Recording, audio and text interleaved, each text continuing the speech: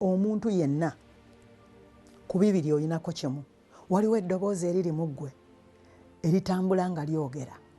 Either eddoboozi erikugamba okukola ekyamagezi oba waliwo eddoboozi erikutwala nerikugamba okukola ekitali kyamagezi.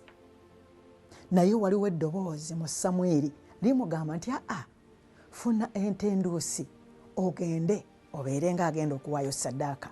Kati katweyongereyo. N'oyita Jesse bw'agenda n'entenduusi okuwaayo saddaaka, olwokusatu lugambye n'oyita Yese ajje ku saddaaka, nange ndikulaga bw'olikola. Oyo Mukama agamba Samwiri nti yita Yese ng'ogenze n'entenduusi okuwaayo saddaaka, nange ndikulaga bw'olikola.